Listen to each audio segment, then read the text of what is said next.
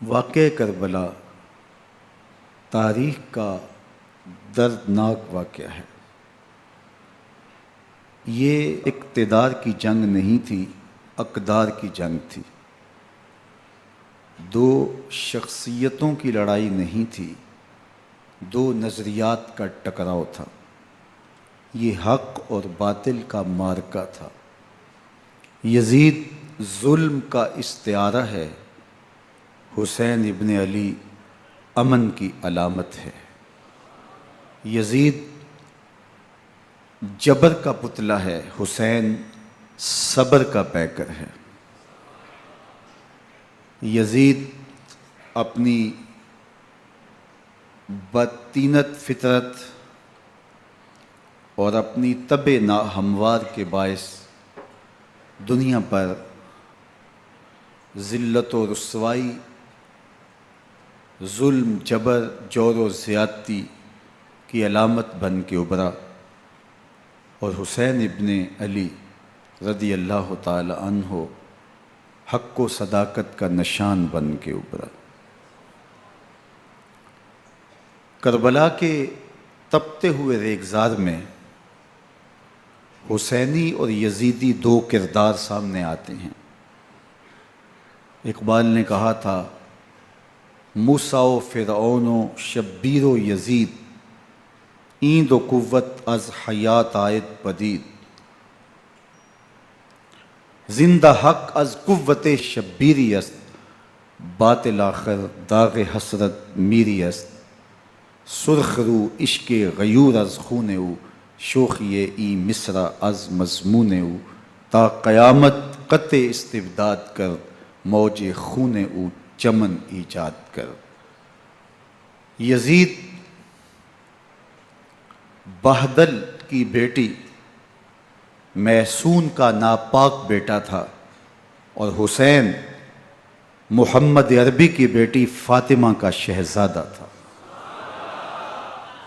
یزید دمشق کے اطراف میں سرجون اور جریر، اختل جیسے اوباشوں کے جھرمٹ میں پل کے جوان ہوا۔ حسین کے گھر کا دروازہ مسجد نبوی کے اندر کھلتا تھا۔ یزید نشے میں دھت ہو کر کے نمازیں چھوڑ دیتا تھا۔ حسین کی کربلا کے اندر بھی نماز تہجد قضا نہیں ہوئی۔ یزید ظلم کا دوسرا نام ہے، حسین امن کی علامت ہے۔ یزید نے زندگی میں ایک مرتبہ حج کیا اور شراب کے مٹکے ساتھ لے کے آیا، اور اختل اور دیگر گویوں اور مغنیوں کو اپنے ساتھ رکھا تاکہ سفر آسانی سے کٹے۔ حسین ابن علی نے 25 حج سواری ہونے کے باوجود پیدل کیے۔ یزید حج بیت اللہ کے بعد مدینہ المنورہ آیا اور شراب کی ایک مجلس بپا کی۔ حضرت امام حسین رضی اللہ تعالی عنہ جب وہاں پہنچے تو شراب کی پھیلی ہوئی بدبو کو محسوس کرتے ہوئے فرمایا، یہ بو کیسی ہے؟ تو نشے میں دھت یزید بولا، یہ شام میں بنتی ہے، اور ایک جام منگوایا اور اس کو پیتے ہوئے دوسرا جام حضرت امام حسین رضی اللہ تعالی عنہ کی طرف بڑھاتے ہوئے کہا، ابا عبداللہ لیجئے۔ تو حضرت امام حسین رضی اللہ تعالی عنہ نے فرمایا، میں اس کی طرف دیکھتا بھی نہیں ہوں، اور پھر وہ عشقی اشعار پڑھنے لگا۔ جب یزید کی شراب نوشی کا منظر امام حسین رضی اللہ تعالی عنہ اپنی آنکھوں سے دیکھ چکے تھے، تو مجھے بتاؤ یزید کے ہاتھ پہ امام حسین کا پاک ہاتھ کیسے آتا؟ حضرت امام حسین رضی اللہ تعالی عنہ جس ماحول میں پلے تھے، جس ماحول میں پرورش پائی تھی، جس ماحول میں رہے تھے، وہ پاکیزہ اور تقدس مآب ماحول تھا۔ اور یزید کبھی اطراف دمشق میں، کبھی غوطہ میں، کبھی الخضرہ محل میں، اور کبھی کہاں اور کبھی کہاں داد عیش دیتا رہا اور لہو و لعب کے اندر مصروف رہا، اور اس کی زندگی ان چیزوں سے عبارت تھی۔ وہ محرمات کو حلال قرار دیتا، شراب نوشی اس کی ہڈیوں میں رچی ہوئی تھی، اور شریعت بیضا کا مذاق اڑایا کرتا۔ اور حسین ابن علی رضی اللہ تعالی عنہ کی دوستیاں جن لوگوں سے تھی وہ عبداللہ ابن عباس تھے، عبداللہ ابن عمر تھے، حضرت عبد الرحمن بن ابو بکر رضی اللہ تعالی عنہ تھے۔ یزید تو جوا کھیلتا رہا، یزید تو قمار بازی کرتا رہا، یزید تو شراب نوشی کرتا رہا، اور حسین ابن علی مسجد نبوی کے ممبر میں حضور کے پہلوؤں میں بیٹھتے رہے۔ زمانے نے وہ منظر دیکھا کہ سرخ رنگ کے جوڑے پہنے ہوئے حسنین کریمین حجرہ فاطمہ سے نکلتے ہیں، کم عمری کی وجہ سے کبھی گرتے ہیں کبھی سنبھلتے ہیں، اور آقا کریم خطبہ ارشاد کر رہے ہیں، خطبہ چھوڑ کے حضور نے شہزادوں کو اٹھا لیا۔ وہ منظر بھی زمانے نے دیکھا۔ حضرت عبداللہ بن شداد کہتے ہیں کہ حضور سجدے میں تھے اور سجدہ اتنا طویل ہو گیا، ہمیں لگا یا تو وحی کا نزول ہو رہا ہے یا پھر اللہ کا حکم آ گیا اور اللہ کے محبوب کی روح قبض کر لی گئی۔ لیکن میں نے جب نظریں اٹھا کے ننکیوں سے دیکھا تو کیا منظر تھا کہ حسین ابن علی حضور کی پشت پہ بیٹھے ہوئے اور میرے آقا سجدے کو طول دے رہے ہیں۔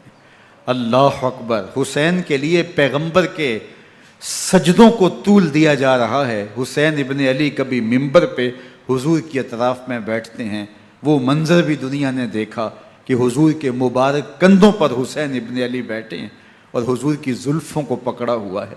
تو حضرت عمر رضی اللہ تعالیٰ عنہ دیکھ کے کہتے ہیں واہ واہ کیسی سواری میسر آئی حسین ابن علی کو۔ تو میرے آقا مسکرا کے کہتے ہیں عمر سواری دیکھتے ہو سوار بھی تو دیکھو۔ اللہ اکبر! حضرت اسامہ بن زید بن حارثہ رضی اللہ تعالیٰ عنہ فرماتے ہیں رات کا ایک پہر گزر گیا اور مجھے حضور سے کوئی کام تھا، میں آقا کریم کی خدمت میں حاضر ہوا، در دولت پہ دستک دی، حضور تشریف لائے تو چادر اوڑی تھی، بکل کی ہوئی تھی میرے حضور نے، تو میں نے اپنی حاجت کہی تو حضور نے میری حاجت پوری کر دی۔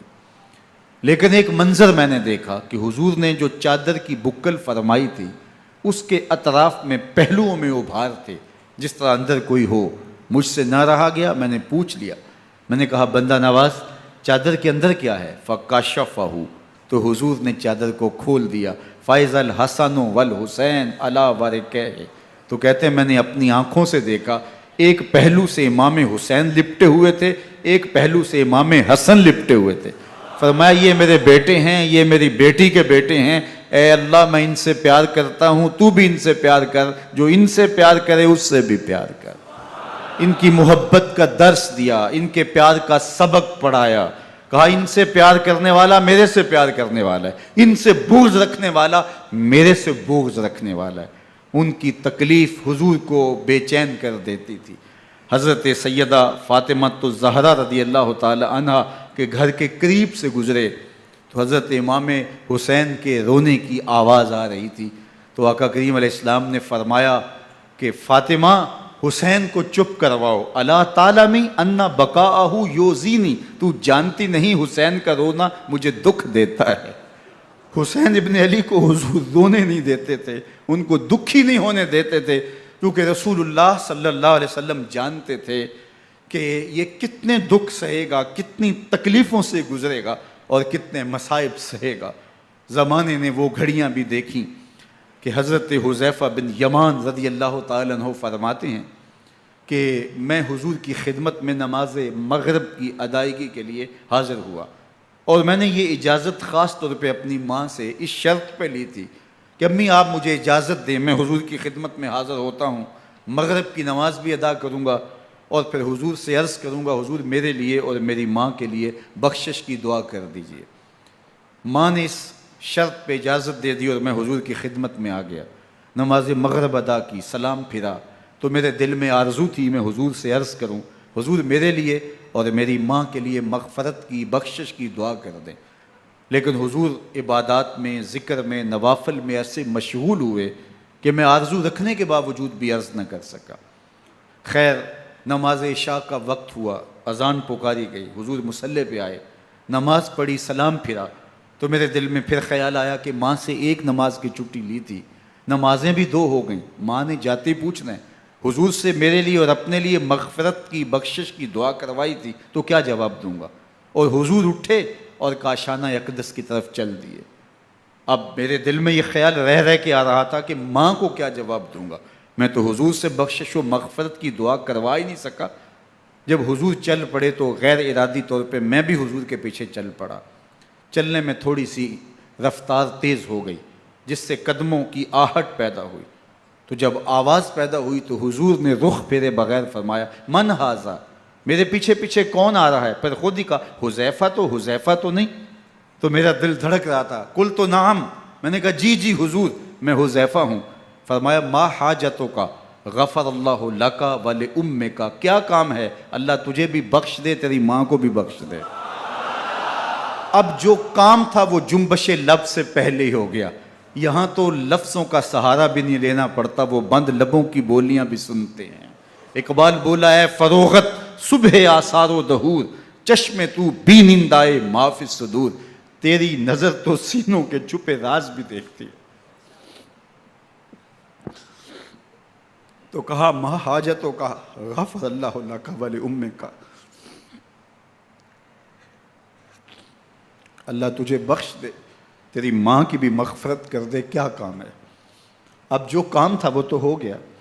تو میرے حضور نے ارشاد فرمایا حذیفہ سنو، ابھی ایک فرشتہ آیا ہے جو اس سے قبل دھرتی پر پہلے کبھی نہیں آیا، آج پہلی مرتبہ اللہ سے اجازت لے کے 2 کام کرنے آیا ہے، ایک تو مجھے سلام کرنے آیا ہے اور دوسرا خوشخبری دینے آیا ہے کہ آپ کی بیٹی فاطمہ جنتی عورتوں کی سردار ہے اور حسن اور حسین جنتی جوانوں کے سردار۔ ایک طرف یزید ناپاک میسون کا پلیت بیٹا، اور ایک طرف محمد عربی کا نواسا، فاطمہ کے دودھ کا اثر، علی المرتضیٰ کے خون کی تاثیر، رسول اللہ صلی اللہ علیہ وسلم کے کندھوں پہ بیٹھنے والا۔ ایک دن حضور نے امام حسین رضی اللہ تعالیٰ عنہ کے ہاتھ پکڑ لیے اور ان کے پاؤں اپنے پاؤں پہ رکھے اور پھر فرمایا بیٹے آگے بڑھو، اور ان کے پاؤں حضور کی پنڈلیوں پہ آئے، پھر کہا بیٹے اور آگے بڑھو، حتیٰ کہ ان کے پاؤں حضور کی رانوں پہ آئے، پھر فرمایا بیٹا اور آگے بڑھو، تو ان کے پاؤں حضور کے مبارک بطن اقدس پہ آئے، پھر بازوؤں کو کھینچ کے اپنے قریب کیا اور حسین ابن علی کے منہ میں اپنی زبان رکھ دی، اور وہ اس طرح چوس رہے تھے جس طرح کھجور چوسی جاتی ہے۔ تو اللہ کے محبوب علیہ السلام نے حسین ابن علی کو اپنی زبان کا لعاب دہن دے کر کے، وہ شیر رحمت دے کر کے، وہ کوثر و تسلیم سے پاکیزہ تر آب رحمت عطا کر کے ان کی ہمیشہ کے لیے پیاس بجھا دی، تاکہ کل کربلا کے تپتے ہوئے ریگزار میں حسین ابن علی کو پیاس کی شدت تنگ نہ کرے اور پائے استقلال میں لغزش نہ آنے پائے۔ ان نازوں سے پالے ہوئے حسین کو، ان محبتوں سے پالے ہوئے حسین ابن علی کو امتحان بھی اتنے بڑے درپیش تھے۔ یاری تیری سونا پر ازمیشاں تیریاں اگ، سونا پرکھیا جامدہ ہے نال اگاں دے لگ۔ جتنا بڑا شخص ہوتا ہے اتنی آزمائشیں بھی بڑی ہوتی ہیں۔ پیغمبر رحمت کی آغوش میں کھیلنے والا، حجرہ فاطمہ کا جانشین، مصلی رسول کا وارث، منبر رسول صلی اللہ علیہ وآلہ وسلم پر حضور کے مبارک پہلو اور گود میں بیٹھنے والا حسین، حضور کی زبان چوسنے والا حسین، حضور کے کندھوں پہ سواری کرنے والا حسین، آقا کریم علیہ الصلوۃ والسلام کے مبارک سجدے کی حالت کے اندر حضور کی پشت پہ کھیلنے والا حسین، جس حسین کا دروازہ مسجد نبوی کے اندر کھلتا تھا اور یزید کی کرتوتوں کے چشم دید گواہ تھے۔ یزید جب تخت نشین ہوتا ہے تو اسے یہ فکر ہوتی ہے کہ امام حسین، عبداللہ بن زبیر، عبداللہ بن عمر، عبداللہ ابن عباس یہ میری بیعت کریں۔ اور وہ ولید بن عقبہ کو لکھتا ہے کہ ہر صورت میں ان کی بیعت لو، اور اگر بیعت نہ دیں تو سختی کرو۔ حضرت امام حسین رضی اللہ تعالی عنہ کو بلاوا آتا ہے کہ آپ کو دارالامارت میں گورنر ہاؤس میں بلایا جا رہا ہے، ولید بن عقبہ کا پیغام آپ کو پہنچتا ہے۔ آپ اس وقت فرماتے ہیں کہ اس وقت جو پیغام پہنچا ہے وہ کسی خطرے سے خالی نہیں ہے، تو کچھ سواروں کو ساتھ لیا، کہا تم دارالامارت کے باہر کھڑے رہنا، اگر میری آواز بلند ہوئی تو اندر آ جانا، ورنہ تم انتظار کرنا۔ آپ اندر گئے۔ ولید بن عقبہ نے مروان کو بھی بلایا تھا۔ مروان بن حکم یہ گورنر مدینہ ولید سے پہلے رہ چکا ہے، تو اس نے مشورہ دیا کہ سختی کی جائے۔ خیر ولید بن عقبہ نے کہا کہ یہ خط ہے، حضرت امیر معاویہ کا انتقال ہو گیا اور یزید تخت نشین ہوا ہے، لہٰذا وہ آپ سے بیعت کا مطالبہ کرتا ہے۔ تو حضرت امام حسین رضی اللہ تعالیٰ عنہ نے فرمایا کہ میرے جیسا شخص یوں چھپ کے بیعت نہیں کر سکتا، اور آپ واپس پلٹے۔ مروان بن حکم نے ولید بن عقبہ کو کہا کہ یہ موقع ہے، جانے نہ دیا جائے، اگر یہ نکل گئے تو دوبارہ تم قابو نہیں پا سکو گے، اور انہیں یہیں قتل کر دیا جائے۔ حضرت امام حسین رضی اللہ تعالیٰ عنہ نے یہ بات سن لی۔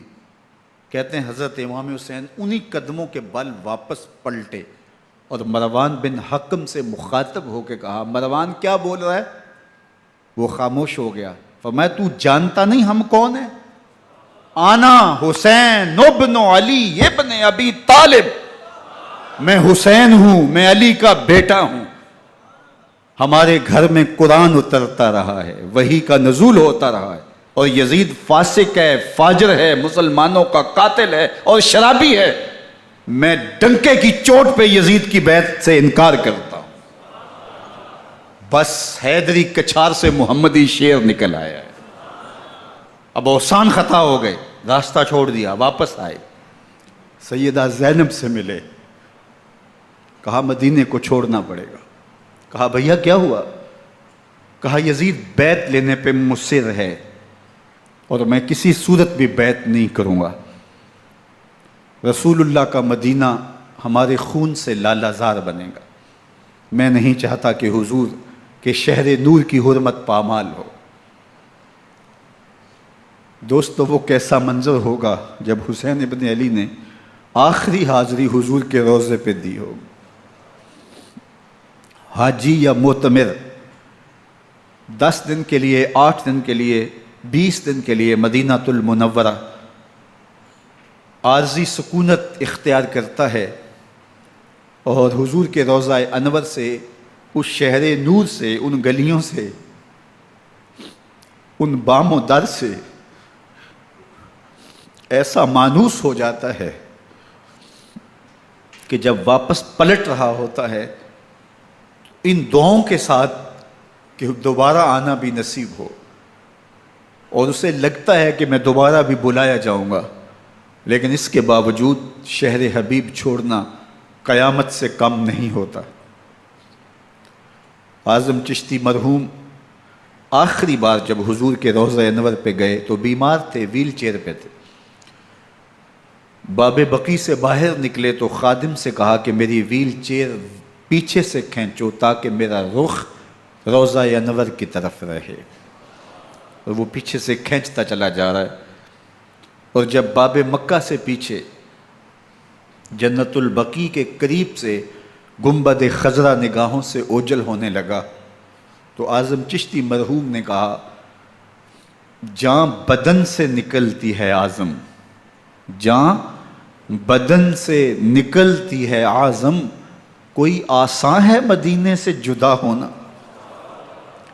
کوئی آسان ہے مدینے سے جدا ہونا۔ یہ اس شخص کی کہانی ہے جو 10 دن، 5 دن، مہینہ، 2 ماہ وہاں رہتا ہے، اور پھر اس شہر کو چھوڑ کے آنا اس کے لیے آسان نہیں ہوتا۔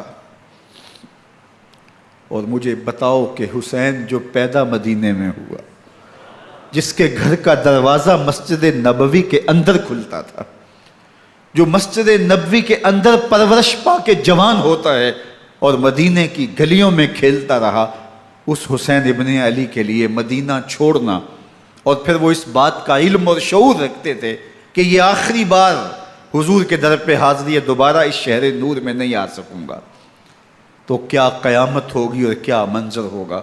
محمد بن حنفیہ کے علاوہ خاندان نبوت کے جتنے لوگ تھے ان سب نے شہر مدینہ کو الوداع کہا، اور رات کے موقع میں مدینہ المنورہ کو، مسجد نبوی کو چھوڑ کر کے مکہ کی جانب عازم سفر ہوئے۔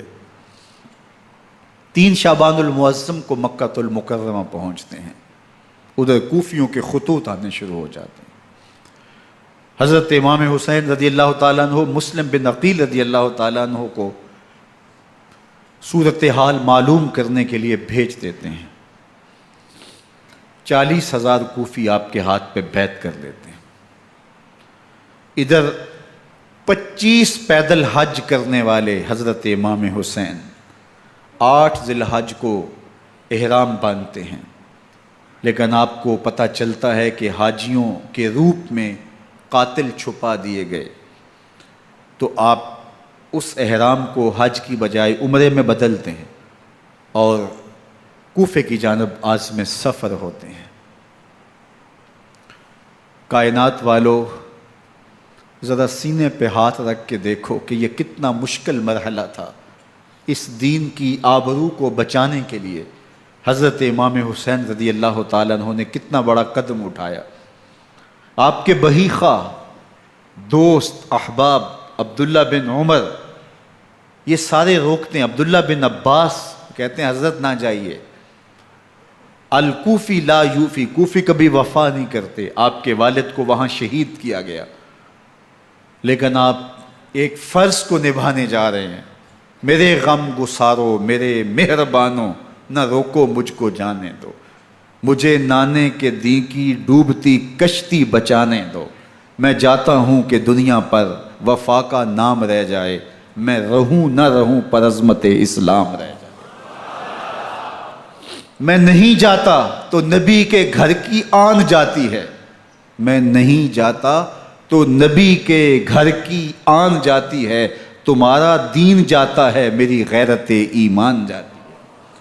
حضرت امام حسین یہاں سے چلتے ہیں، ابھی راستے میں ہی پہنچتے ہیں کہ یہ خبر آتی ہے کہ کوفے والوں نے بے وفائی کر دی، حضرت مسلم بن عقیل رضی اللہ تعالیٰ عنہ کو شہید کر دیا گیا، نعمان بن بشیر معزول کر دیے گئے، ابن مرجانہ ابن زیاد وہاں متعین کر دیا گیا جو سخت گیر شخص تھا، اور اس نے لوگوں کو ڈرایا دھمکایا اور کوفے کے لوگوں کے دل بدل گئے اور وہ بیتیں توڑنے لگے۔ وہ منظر مسجد کوفہ کا کتنا دلگداز تھا، جب امام نماز کے لیے کھڑے ہوئے تو 40,000 لوگ آپ کے پیچھے تھا، جب سلام پھیرا اور امام نے دیکھا کہ پیچھے لوگ نہیں ہیں، پھر لوگوں نے اپنے دروازے بھی بند کر لیے۔ رات کی تنہائیاں ہیں اور حضرت مسلم بن عقیل کو کوئی پناہ دینے والا نہیں ہے، لوگوں نے دروازے بند کر لیے کہ کہیں ہمارے گھر میں نہ آ جائیں اور ہم مشقت اور حکومتی تشدد کا شکار نہ ہوں۔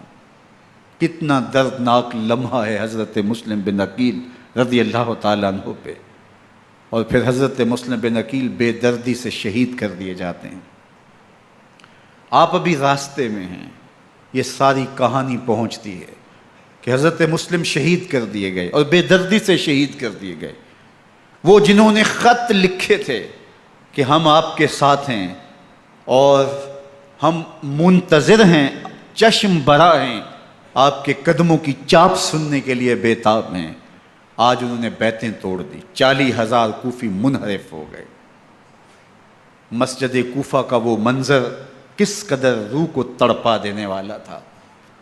ہم پچھلے سال عصر اور مغرب کے درمیان جب کوفہ پہنچے تو سورج ڈوبنے کے قریب تھا۔ میں نے اپنی زندگی میں اتنا اداس موسم کہیں نہیں دیکھا جتنا اداس موسم کوفے میں دیکھا۔ ایسے لگتا تھا جس طرح کوفے کی آب و ہوا آج بھی شرمندہ ہے۔ جو مسلم بن عقیل اور خاندان نبوت کے ساتھ اہل کوفہ نے کیا، حضرت امام حسین رضی اللہ تعالیٰ عنہ کو ان کے بہی خواہوں نے، اعزاء نے، اقربا نے، دوستوں نے، آوان و انصار نے، ساتھیوں نے کہا کہ حضرت حالات یکسر تبدیل ہو گئے، اب ہمیں مراجعت کر جانی چاہیے، واپس پلٹ جانا چاہیے۔ تو حضرت امام حسین کافی سوچ بچار میں رہے، پھر اس کے بعد آپ نے فیصلہ کیا کہ ہم آگے بڑھیں گے۔ دوستوں نے کہا کہ حضرت اگر آپ آگے بڑھیں گے تو ہمیں لگتا ہے کہ وہ آپ کے ساتھ سلوک اچھا نہیں کریں گے اور آپ بچوں کے سامنے پیاس سے شہید کر دیے جائیں گے۔ تو حضرت امام حسین رضی اللہ تعالیٰ عنہ نے وہاں ایک خطبہ ارشاد فرمایا کہ لوگو تم جو مجھے بتا رہے ہو مجھے اچھی طرح معلوم ہے، جو تم مجھے منظر پیش کر رہے ہو وہ میری نگاہوں میں ہے، اور جو کچھ ہونے والا ہے چشم تصور وہ منظر دیکھ رہی ہے۔ چونکہ حضرت امام حسین رضی اللہ تعالیٰ عنہ کی شہادت کی خبر حضرت امام حسین کے پیدا ہوتے ہی خاندان نبوت میں عام تھی۔ حضور علیہ الصلوۃ والسلام کو یہ بات جبریل امین نے آ کے بتائی تھی جب حسین ابن علی کے ساتھ حضور محبت کا اظہار کر رہے تھے، تو یہ جبریل امین نے آ کے کہا تھا حضور آپ کا یہ بیٹا ارض طف میں شہید کر دیا جائے گا، اور کربلا کی مٹی لا کے حضور کو دی اور ام سلمہ کو حضور نے عطا کر دی۔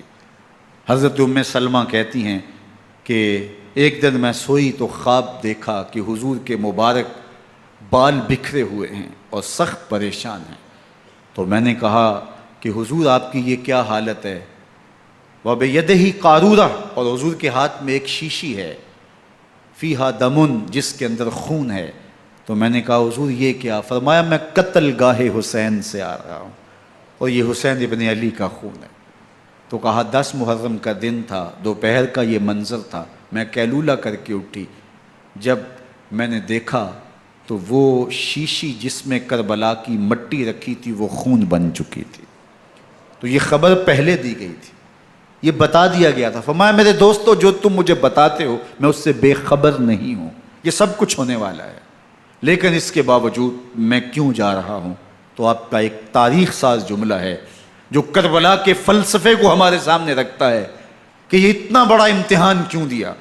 حضرت امام حسین رضی اللہ تعالیٰ عنہ نے فرمایا وَلَكُمْ فِي أُسْوَةٌ، میں اس لیے جا رہا ہوں قیامت تک ظلم، جبر اور ناانصافی کے خلاف کھڑے ہونے والوں کے لیے کوئی نمونہ تو ہو۔ میری زندگی قیامت تک ظلم، جبر اور استحصالی نظام کے خلاف کھڑے ہونے والوں کے لیے نمونہ ہے۔ تو حضرت امام حسین رضی اللہ تعالیٰ عنہ نے حق اور باطل کے درمیان ایک سرخ لکیر کھینچ دی اپنے خون سے۔ اب حق اور باطل کا امتیاز کرنا مشکل نہیں ہے، کوئی باطل پہ اڑا رہے تو الگ بات ہے، لیکن امتیاز کرنا مشکل نہیں ہے۔ حدود بالکل واضح کر دیں۔ اقبال نے یہاں کتنی خوبصورتی کے ساتھ اس مضمون کو نبھایا۔ سرخ رو عشق غیور از خون او، شوخی این مصرع از مضمون او، تا قیامت قطع استبداد کر، موج خون او چمن ایجاد کر۔ ایک جہاں آباد کر دیا، حق اور باطل کی راہیں اجال دی۔ اب لوگوں کو یزید کا چہرہ پہچاننے میں دیر نہیں لگتی، وقت کے ہر یزید کا چہرہ آسانی سے پہچانا جا سکتا ہے۔ یہ معرفت زمانے کو کروائی کس نے؟ حسین ابن علی نے کروائی رضی اللہ تعالی عنہ۔ تو حضرت امام حسین نے فرمایا کہ جو میرے ساتھ ہونے والا ہے میں اچھی طرح جانتا ہوں، لیکن میں اس کے باوجود آگے بڑھوں گا۔ پھر بڑھے اور کربلا میں جا کے خیمہ زن ہو گئے۔ 7 محرم کو پانی بند کر دیا گیا، پانی بند ہوا تو کھانا بھی میسر نہیں تھا، لیکن ذکر پانی کا ہوتا ہے اس لیے کہ کھانے کے بغیر انسان کئی دن کاٹ لیتا ہے، لیکن پانی کے بغیر گزر نہیں ہوتی۔ تو فرات کی نہر سامنے اپنی موجوں کے ساتھ چمک رہی ہے، لیکن ایک قطرہ آب بھی آل رسول کو نہیں دیا جا رہا۔ کائنات کے اندر ایسے انوکھے امتحان بھی ہوتے ہیں۔ وارث ہوں ساقی کوثر کے، مالک ہوں حوض کوثر کے، اور بیٹے ہوں ساقی کوثر کے، اور آج ایک بوند پانی کی بھی میسر نہ ہو۔ صبر کا امتحان ہے، عزیمت کا امتحان ہے۔ حضرت امام حسین رضی اللہ تعالیٰ عنہ خیمہ زن ہو گئے۔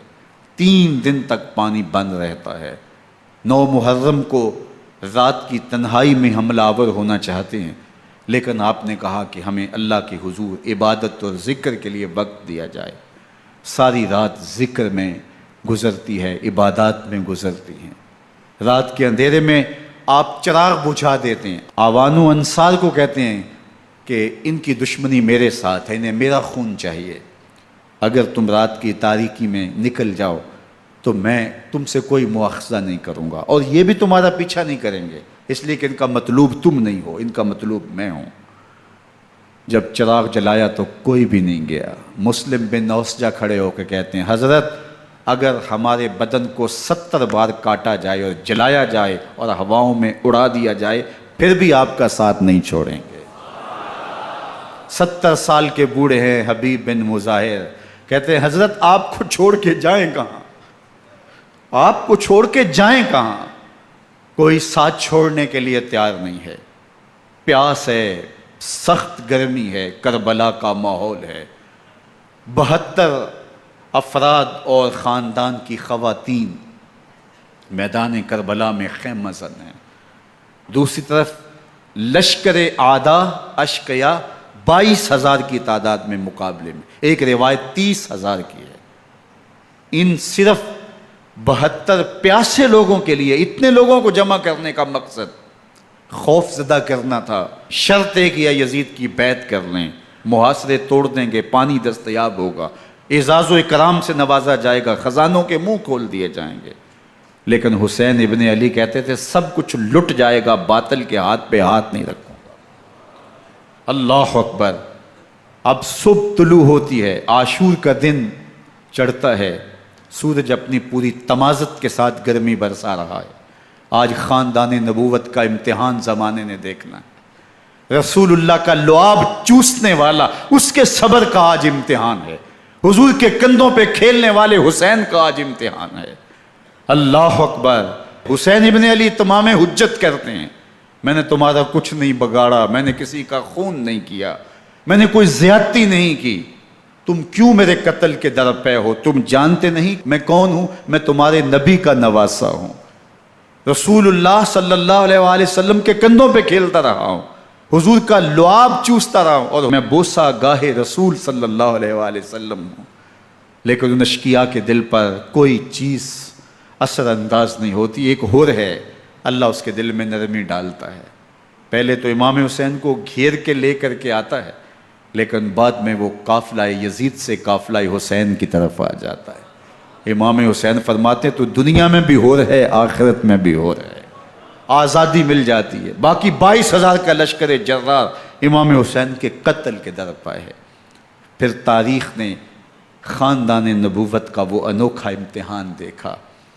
حضرت امام حسین کے بچے بالخصوص خواتین پیاس کی شدت میں حلق خشک ہیں۔ حضرت سکینہ تڑپ کے اپنے باپ سے کہتی ہیں کہ مجھے 6 ماہ کے لیے اصغر کی پیاس نہیں دیکھی جا رہی۔ بچے کو ہاتھوں پہ اٹھاتے ہیں اور نہر فرات کے کنارے پہنچ کے فرماتے ہیں اشقیاء سے مخاطب ہو کے تمہارا معاملہ میرے ساتھ ہے، اس 6 ماہ کے بچے نے تمہارا کچھ نہیں بگاڑا، اور چلو بھر کے اس کا حلق سیراب کرنا چاہتے ہیں۔ ایک 2 شاخہ تیر آتا ہے جو حضرت علی اصغر کے گلے کو چیر دیتا ہے۔ راوی لکھتے ہیں کہ وہ عام تیر نہیں تھا، جانوروں کو شکار کرنے کے لیے جو بڑے تیر ہوتے ہیں وہ 2 شاخہ تیر تھا۔ وہ گردن کو کاٹ دیتا ہے، خون بہنے لگتا ہے، گردن لٹک جاتی ہے۔ حضرت امام حسین وہ بہتا ہوا خون اپنے چلو میں لیتے ہیں اور آسمان کی طرف اچھال کے کہتے ہیں مالک حسین کی یہ قربانی بھی قبول فرما۔ یہ تماشا لب بام نہیں ہے۔ بچہ بیمار ہو، ڈاکٹر جواب دے دیں، ماں باپ کے ہاتھ پھول جاتے ہیں۔ زندگی کی سانسیں ابھی چل رہی ہوتی ہیں، لیکن ڈاکٹر کہے کہ یہ میرے بس کا روگ نہیں ہے، کہیں اور لے جاؤ، تو زندگی کا لف و نشر غیر مرتب ہو جاتا ہے۔ میں سلام پیش نہ کروں حسین ابن علی کو، 6 ماہ کا علی اصغر ہاتھوں میں دم توڑتا ہے، گردن لٹک جاتی ہے، خون بہہ رہا ہے۔ اب خیموں کی طرف بڑھ رہے ہیں، لیکن زبان پہ شکایت نہیں ہے۔ کہتے ہیں مالک حسین کی یہ قربانی قبول کر لے۔ اب خیموں کی طرف آنا، شہر بانوں ام رباب سیدہ زینب حضرت سکینہ سلام اللہ علیہا کا سامنا کوئی آسان کام نہیں تھا، لیکن حسین ابن علی آتے ہیں، شہزادے کو یہاں خیموں کے قریب رکھ کے کہتے ہیں کہ یہ حوض کوثر سے سیراب ہو گیا ہے۔ اللہ اکبر، کوہرام مچ جاتا ہے خیموں کے اندر، کیا منظر ہوگا اور ان کو کن الفاظ کے پیرائے میں ڈھال کر کے ان کیفیات کو بیان کیا جا سکتا ہے جو اہل بیت کے خیموں کے اندر علی اصغر کی شہادت کے بعد کا منظر رقم ہو رہا ہوگا۔ اللہ اکبر، ادھر اشکیا آوازیں دے رہے ہیں، مبارزت کے لیے پکار رہے ہیں۔ زمانے نے پھر وہ منظر بھی دیکھا کہ جوان بیٹے کو 18 سال کی کمائی حضرت امام حسین میدان عمل میں بھیج رہے ہیں۔ وہ علی اکبر جو حسین کا نور نظر ہے، آنکھوں کا قرار ہے، دل کی تسکین ہے۔ اور پھر حضرت علی اکبر جب گھوڑے کی زین سے فرش زمین پہ گرتے ہیں تو باپ کو آواز دیتے ہیں، اور حضرت امام حسین جو ہے وہ آگے جا کے بیٹے کی لاش اٹھاتے ہیں۔ اللہ اکبر، 18 سال کے بیٹے کی لاش کو کندھوں پہ اٹھا کے خیموں تک لاتے ہیں اور ہاتھ پھیلا کے کہتے ہیں مالک حسین کی یہ قربانی بھی قبول فرما۔ کبھی قاسم بن حسن کی لاش اٹھا کے لاتے ہیں، کبھی اون و محمد کی لاشیں اٹھا کے لاتے ہیں، بھتیجوں کی، بھانجوں کی، بھائی عباس کے کٹے ہوئے بازو اور زخموں سے چھدا ہوا لاشا۔ کیا کیا قیامتیں تھیں جو اس کربلا کے ایک میدان کے اندر نہیں توڑی گئیں۔ حضرت امام حسین پر دکھ پہ دکھ، تکلیفوں پہ تکلیفیں۔ اب 71 لاشیں اٹھا کے خیموں تک پہنچا چکے، اور ادھر مبارزت کی دعوت دی جا رہی، آؤ میدان عمل میں آؤ، اب دیر کیوں کر رہے ہو۔ رسول اللہ کا حرم، رسول اللہ کی شہزادیاں جو نازوں میں پلی تھیں، وہ کلیاں جو شبنم کا بوجھ بھی گوارا نہیں کر سکتی تھی، آج مصیبتوں کے پہاڑ ٹوٹ گئے۔ حضرت امام حسین کبھی شہربانوں کو، کبھی ام رباب کو دلاسا دیتے ہیں، کبھی حضرت زینب کو کہتے ہیں۔ حضرت زینب کربلا کے اس میدان کے اندر بڑے حوصلے کے ساتھ اپنے بھائی کے ساتھ کھڑی رہی، اپنے 2 بیٹے راہ خدا میں پیش کیے، ان کی لاشیں وصول کیں، لیکن زینب جس جرأت کے ساتھ، جس پامردی کے ساتھ اس سارے منظر کو حوصلے کے ساتھ سہتی رہی، وہ یقیناً حوصلہ سیدہ زینب سلام اللہ علیہا کا ہی ہے۔ لیکن یہ وہ منظر تھا کہ زینب کا دل بھی ڈول گیا جب حسین ابن علی گھوڑے پہ بیٹھنے لگے اور ان کو گھوڑے میں بٹھانے والا کوئی نہیں تھا، اور جو بھی سوار جاتا پھر واپس اس کی لاش ہی آتی اور حسین ابن علی لے کے آتے۔ آج حسین ابن علی جا رہے ہیں، زندگی کا سارا سرمایہ لٹ رہا ہے، حضرت زینب سلام اللہ علیہا سنبھل نہیں رہی۔ حضرت امام رضی اللہ تعالیٰ عنہ اٹھے اور آپ نے حضرت زینب کو صبر کی تلقین کی اور کہا کہ صبر ہی بہترین ذریعہ ہے اور اللہ کی قربت کا ایک بہترین سبب ہے، اور ان کو صبر کی تلقین کرتے ہوئے فرمایا کہ میرے بعد تم نے اس ذمہ داری کو سنبھالنا ہے اور ان مخدرات اسلام کی، ان شہزادیوں کے پردے کی تم نے حفاظت کرنی ہے۔ اور پھر گھوڑے کی زین کس کے امام حسین لشکر اشکیا کی طرف بڑھتے ہیں۔ اب خیموں سے سسکیوں کی آواز آ رہی ہے، ان کا سردار، ان کا تاجدار آج سب کو چھوڑ کے کربلا کے میدان کی طرف بڑھ رہا ہے۔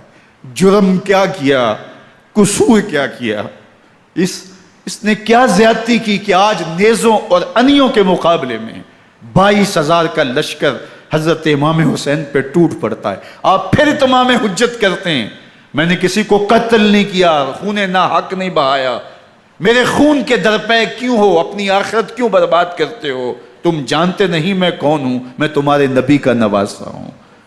لیکن ابن زیاد کہتا ہے مقابلے میں آؤ۔ پھر حضرت امام حسین رضی اللہ تعالیٰ عنہ مقابلے میں آتے ہیں، اور جب گھوڑے کو ایڑ لگا کے دشمن اشقیاء پہ ٹوٹتے ہیں تو پھر ایسا منظر ہوتا ہے کہ وہ بھیڑ بکریوں کی طرح آگے بھاگتے ہیں۔ 71 زخم کلیجے پہ لیے شجاعت کا یہ پیکر جب میدان میں آتا ہے، آواز آتی ہے یہ کون ذی وقار ہے، بلا کا شاہ سوار ہے، لباس ہے پھٹا ہوا غبار سے اٹا ہوا، تمام جسم نازنی چدا ہوا کٹا ہوا، یہ نبی کا نور عین ہے، یہ بالیقین حسین ہے، یہ حسین ابن علی ہے رضی اللہ تعالیٰ عنہ۔ پھر چاند بادلوں میں گھر جاتا ہے، شامی غنڈے تیر برساتے ہیں، تلواروں سے آپ کے بدن پر ضربیں لگاتے ہیں اور نیزوں سے آپ کے بدن کو پرو دیتے ہیں۔ جب آپ کا پیراہن بعد میں اتارا گیا تو آپ کے پیراہن میں 122 سوراخ تیروں کے تھے، 33 زخم تلواروں کے اور 34 گھاؤ نیزوں کے تھے۔ جب گھوڑے کی زین سے فرش زمین پر آئے، بدن چھلنی تھا، زخم زخم سے خون بہ رہا تھا، 3 دن کا پیاسا حسین، اللہ اکبر، بدن زخموں سے چور، 71 لاشیں کلیجے پہ لیے، مخدرات اسلام کے پردے کا خیال دل میں الگ ہے، لیکن گھوڑے کی زین سے جب فرش زمین پہ امام حسین آتے ہیں، زبان پہ ہائے نہیں، نالا و شیون نہیں، چیخ و پکار نہیں، آتے ہی پیشانی سجدے میں رکھتے ہیں اور پکارتے ہیں اللہم ردن بقضائک وصبرن علی بلائک تسلیما لامرک سبحان ربی الاعلی۔ مالک گھر لٹا کے، بچے لٹا کے، خاندان سب کچھ قربان کر کے، اپنے بدن کو زخموں سے چھلنی کروا کے، تیروں اور نیزوں کی انیوں سے اپنے آپ کو زخمی کروا کے، تیرے حضور سر جھکا کے یہ اقرار کرتا ہوں کہ حسین تیری تقدیر پہ راضی ہے، مالک تو بھی بتا، تو بھی حسین پہ راضی ہوا ہے کہ نہیں ہوا؟ آواز آ رہی ہے، اس پیاسے پر علی شیر خدا کو ناز ہے، اس نواسے پر محمد مصطفیٰ کو ناز ہے، اوروں نے بھی سجدے کیے پر اس کا عجب انداز ہے، اس نے وہ سجدہ کیا جس پر خدا کو ناز۔ حسین ابن علی رضی اللہ تعالیٰ عنہ کا سر انور دست قاتل نے تب کاٹا جب وہ سجدے میں جھکا ہوا تھا۔ یزید نے کہا میں بیعت لوں گا، امام حسین نے کہا کبھی بھی نہیں دوں گا، یہ سر کٹ سکتا ہے جھک نہیں سکتا۔ سر کاٹ کے نیزے کی نوک پہ چڑھا دیا گیا اور یہ اس بات کا اعلان تھا کہ ہم جیت گئے اور حسینی ہار گئے، اور لشکر یزید میں غوغا مچ گیا، نقارے بجنے لگے کہ ہم جیت گئے، دیکھو امام حسین شہید کر دیے گئے، اور سر کاٹ کے نیزے کی نوک پہ چڑھایا گیا۔ لیکن لشکر یزید سے ہی آواز آئی یہ کیسا سر ہے جو کٹ کے بھی سر بلندی ہے، کٹ گیا ہے پھر بھی اونچا ہے، اللہ اکبر، یہ سر سجدے میں کٹا ہے، رب کے حضور عبادت کی حالت میں کٹا ہے، حسین آج بھی سجدے میں ہے، اللہ اکبر، حسین آج بھی سجدے میں ہے، بلکہ کٹے ہوئے سر کا رخ زمین کی جانب تھا اور کٹی گردن آسمان کی طرف، یوں نیزے پہ پرویا گیا، اللہ اکبر۔ ایک شاعر نے نقشہ کھینچا، بآنکھ سر نیزے پہ اور سوئے زمین ہے روح، یعنی سجدہ ثانی کی ہے آرزو۔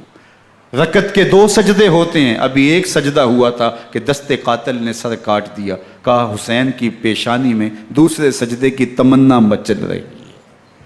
یہ تھا حسین ابن علی کا سجدہ، ساری زندگی رب کے حضور سجدہ قضا نہیں ہونے دیا۔ آج پانی نہیں ہے، اللہ اکبر، آج تیمم کر لیتے ہیں، آج اپنے خون کو اوڑھ کر کے حسین نے اپنی پیشانی اپنے مالک کے حضور جھکا کر کے عظیمت کی وہ انوکھی داستان رقم کر دی کہ صدیاں گزرنے کے باوجود بھی ان کی یادوں کے چراغ روشن ہیں۔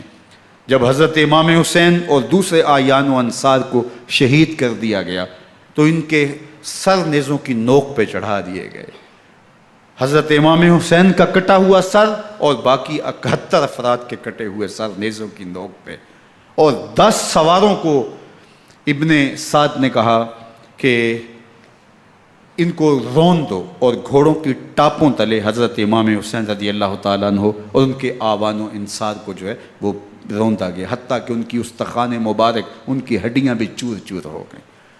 روننے سے قبل ان کا لباس اتار لیا، ان کے کپڑے اتار لیے گئے، اللہ اکبر، کیسی دردناک گھڑیاں تھیں۔ یزید کا صرف یہی بد کرداری کا مرحلہ نہیں تھا، اس کربلا کے صحرا کے اندر یزید نے جس طرح امام حسین رضی اللہ تعالیٰ عنہ کو شہید کیا اور حضرت امام حسین کے خاندان کو شہید کیا، جب مدینہ المنورہ پر یزید نے مسلم بن عقبہ کو مقرر کیا، جس کو بزرگوں نے مصرب بن عقبہ کہا ہے، تو اس کو کہا 3 دن تک مدینے کا حرم تمہارے لیے حلال ہوگا، جو چاہو تم کرنا، اور شامی فوجوں کو اجازت ہوگی۔ تو وہاں بھی انہوں نے 10,000 تابعین اور 700 صحابہ کو شہید کیا۔ حضرت ابو سعید خدری رضی اللہ تعالیٰ عنہ گھر سے باہر نکلے، کافی بوڑھے ہو چکے تھے، تو انہوں نے حضرت ابو سعید خدری کو پکڑ لیا، کہا تم کون ہو؟ کہا مجھے ابو سعید خدری کہتے ہیں۔ تو کہا ہاں تمہارا نام سنا ہے، اور داڑھی سے پکڑ کے کھینچا اور کہا کہ ہے تمہارے پاس جو ہمیں دو؟ تو کہا کہ میرے پاس تو کچھ بھی نہیں، میں تو فقیر آدمی ہوں۔ تو ان کے گھر ان کو لے گئے، تو 2 کبوتر رکھے تھے حضرت ابو سعید خدری نے، تو وہ کبوتر لوٹ کے لے گئے۔ اللہ اکبر۔ حضرت ابن سنان رضی اللہ تعالیٰ عنہ کو، جو حضور کے علم بردار تھے فتح مکہ کے دن، ان کو ستو پہلے پلائے اور پھر ان کی گردن کاٹی گئی، اور کہا یہ ہے وہ ستو جو تم زندگی میں آخری بار پیو گے۔ ایک گھر میں داخل ہوئی شامی فوج، تو ایک خاتون کے ابھی بچہ پیدا ہوا تھا، اور قابلہ نے، دائیا نے، وہ بچہ ماں کی چھاتی پہ لٹایا، اور وہ ماں کا پہلا دودھ پی رہا تھا۔ تو یہ جا کے کہنے لگے نکالو تمہارے پاس جو کچھ ہے۔ تو اس خاتون نے کہا تم جانتے ہو یہ بچہ کون ہے؟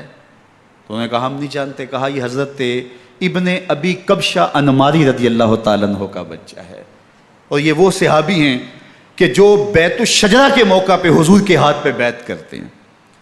انہوں نے اس چیز کا لحاظ نہ کیا کہ جو کچھ ہے وہ ہمیں دو، ورنہ تیرے بچے کو نہیں چھوڑیں گے۔ تو ماں بچے سے مخاطب ہو کے کہتی ہے، ابھی بچہ پیدا ہوا ہے اور ماں سے پہلا دودھ پی رہا ہے، کہ بیٹے اگر میرے پاس کچھ ہوتا، وہ قیمتی سے قیمتی چیز بھی ہوتی، تیری جان کے لیے قربان کرتی، لیکن اس وقت میرے پاس کچھ ہے نہیں۔ تو ایک شکی آگے بڑھا اور بچے کو ایک ٹانگ سے پکڑ کے کھینچ کے دیوار کے ساتھ پٹک کے مارا، جس سے دماغ کا بھیجا نکل گیا۔ کیا کیا زیادتیاں نہیں کی۔ 700 صحابہ حرہ کے واقعہ میں شہید کیے یزید نے، اور 10,000 تابعین شہید کیے۔ مسجد نبوی میں ممبر رسول کے ساتھ گھوڑے باندھے، اور وہ ممبر رسول اور مصلی رسول کے قریب لید کرتے رہے۔ حضرت سعید عبد المسیب فرماتے ہیں میں نابینا تھا اور حضور کے روضہ انور کے پاس بیٹھا تھا، اور یزید کے سپاہی آتے، جو بھی مسجد میں نظر آتا پکڑ کے لے جاتے، مجھے نابینا سمجھ کے چھوڑ دیتے، لیکن میں پریشان تھا کہ ظہر کا وقت ہوگا، عصر کا وقت ہوگا، مغرب عشاء کا وقت ہوگا، نہ اذان، نہ اقامت، نہ جماعت، تو کیسے مجھے پتہ چلے گا کہ نماز کا وقت ہو گیا، اور کیسی میری نمازوں کا کیا بنے گا؟ میں اس فکر میں بیٹھا تھا۔ لم ازل اسمع الاذان والاقامت من قبر رسول اللہ صلی اللہ علیہ وآلہ وسلم۔ فرماتے ہیں جب بھی پھر نماز کا وقت آیا، گنبد خضرا سے اذان کی بھی آواز آئی، اقامت کی بھی آواز آئی۔ 3 دن تک مسجد نبوی کے اندر گھوڑے بندے رہے، اور مدینہ کی حرمت پامال کی۔ مدینہ کے گھروں کے اندر یہ بدکماش داخل ہوئے، اور جو بدکاریاں انہوں نے کی کلیجہ منہ کو آتا ہے۔ 1002 شیزائیں ان بدکاروں کی بدکاریوں کی وجہ سے کنواری حالت کے اندر حاملہ ہوئی۔ 3 دن تک مدینے کا حرم انہوں نے پامال کیا، اور پھر مکہ المکرمہ میں کعبۃ اللہ پر گولے برسائے، اور کعبہ کا غلاف جل گیا۔ وہ تو یزید مر گیا، اور حضرت عبداللہ ابن زبیر رضی اللہ تعالیٰ عنہ نے اپنی خلافت کا اعلان کیا۔ یزید کے یہ کرتوت تھے، ادھر اہل مدینہ کو ستایا، ادھر اہل مکہ کو ستایا، اور رسول اللہ صلی اللہ علیہ وسلم کے خانوادے کی بے حرمتی اور توہین کی۔ نہ صرف انہیں قتل کیا گیا، ان کی لاشوں پہ گھوڑے دوڑائے۔ ابن سعد اور شمر جو ہے وہ خیموں میں داخل ہوا، اور مخدرات اسلام کی چادریں چھیننے کی کوشش کی۔ حضرت زینب سلام اللہ علیہ نے مخاطب ہو کے کہا ہمارے چہرے کے رکھوالے چلے گئے ہیں، ظالم تو خیال نہیں کرتا ہم رسول اللہ کی بیٹیاں ہیں۔ حضرت شہربانو، حضرت زین العابدین اور حضرت زینب سلام اللہ علیہم، ان تینوں کو ایک اونٹ پہ باندھا گیا، اور باقی اونٹوں پہ باقی سادات کو، حضور کی شہزادیوں کو باندھا گیا، رسیوں میں جکڑا گیا، اور اونٹوں پہ باندھ کر کے کوفے کی جانب آگے آگے شہیدوں کے سر چل رہے ہیں، اور پیچھے یہ قافلہ چل رہا ہے۔ اور جب یہ قافلہ وہاں سے گزرا جہاں لاشیں پڑی تھیں، امام زین العابدین 14 سال کے تھے اور بیمار تھے، اور ان کا حوصلہ نہ ہوا، وہاں غشی ان کے اوپر آنے لگی، اور وہ منظر ابن کثیر نے، باقی لوگوں سب نے لکھا ہے کہ پھر جب ان کی یہ حالت ہوئی تو پھر سیدہ زینب سلام اللہ علیہ، جنہوں نے ابھی تک بڑے حوصلے کے ساتھ ساری مشکلات کا مقابلہ کیا تھا، اب ان کے بندھن ٹوٹ گئے اور آنکھوں سے آنسو بہنے لگے، اور سیدہ زینب تھے امام حسین رضی اللہ تعالیٰ عنہ کی لاش پہ کھڑے ہو کے، اور وہ روندی ہوئی لاش، ٹوٹی ہوئی ہڈیاں، اور وہ برینا بدن، کٹا ہوا سر نیزے کی نوک پہ، اور لاش یہ پڑی ہے۔ تو حضرت سیدہ زینب نے مدینے کی طرف منہ کر کے جو ہے وہ حضور سے فریاد کی، یا محمد آہو، یا محمد آہو، ھذا حسین بالآراء مزمل بالدماء، یا محمد آہو بناتوں کا سبایا۔ یا رسول اللہ، اے پیارے آقا، یا جد آہو، اے ہمارے نانا محترم، یہ دیکھیے آپ کا حسین پڑا ہوا ہے۔ بدن سے کپڑے اتار لیے گئے، خاک ہوائیں اڑا رہی ہیں، اور اس کے اوپر چادر جو ہے وہ مٹی کی پڑ گئی ہے۔ حضور آپ کی اولاد کاٹ دی گئی، اور پھر کہا بناتوں کا سبایا، حضور دیکھیے آپ کی بیٹیوں کے ہاتھ باندھ دیے گئے ہیں، اونٹوں پہ کس دیا گیا ہے، سر شہیدہ آگے آگے چل رہے ہیں، اور حضرت سیدنا امام حسین کا آگے آگے سر ہے۔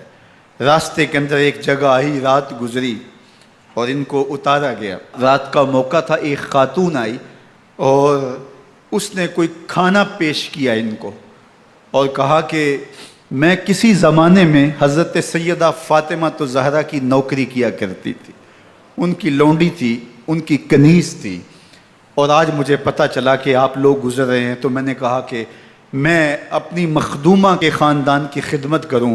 اور پھر اس نے کہا کہ اس وقت سیدہ کی گود میں ایک 6-7 ماہ کی بچی تھی جس کو زینب کہا کرتے تھے۔ تو سیدہ زینب نے کہا کہ اماں اگر پہچانتی ہو تو وہ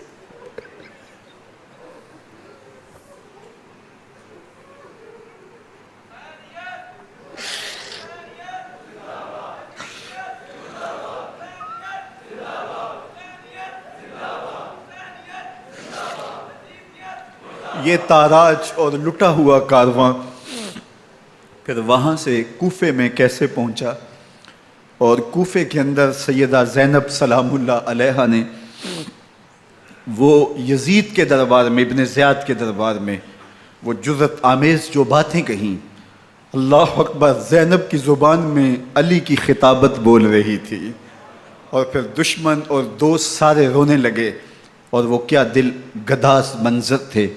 اور پھر یہ سروں کا قافلہ اور سادات کرام کا مشکیں کسی ہوئی ہیں اور اونٹوں پہ باندھے ہوئے، ان کو وہاں سے پھر قادسیہ، اور قادسیہ سے پھر دمشق یزید کے دربار میں پہنچایا گیا، اور وہاں سے یہ لٹے ہوئے خانمہ برباد تاراج لوگ مدینہ المنورہ میں کیسے پہنچے، اور اہل مدینہ نے کیسے استقبال کیا، اور وہ منظر کتنا دل گداز تھا جب اہل مدینہ زینب سے پوچھتے تھے زینب حسین کہاں ہے؟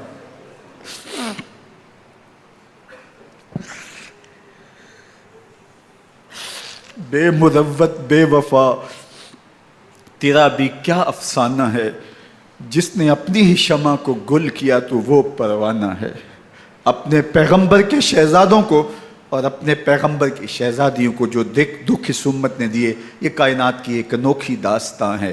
اللہ ہمیں اسوہ شبیری پہ عمل کی توفیق عطا کرے اور ان کے نقوش پاک کی برکتیں دے، اہل بیت کی محبت ہماری روحوں میں جذب کر دے، اور جس عظیمت کے ساتھ، جس حوصلے کے ساتھ انہوں نے دکھوں کو جھیلا، جو دہکتی آگ کے شعلوں پہ سویا وہ حسین، جو جواں بیٹے کی میت پر نہ رویا وہ حسین، جس نے سب کچھ کھو کے کچھ نہ کھویا وہ حسین، مرتبہ اسلام کا جس نے دوبالا کر دیا، خون نے جس کے دو عالم میں اجالا کر دیا، جو کہ سوزے غم کو سانچے میں خوشی کے ڈھال کے، مسکرایا موت کی آنکھوں میں آنکھیں ڈال کے۔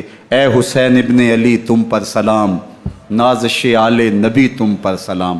ذرا میرے ساتھ یہ پڑھ لیجئے، اے حسین ابن علی تم پر سلام۔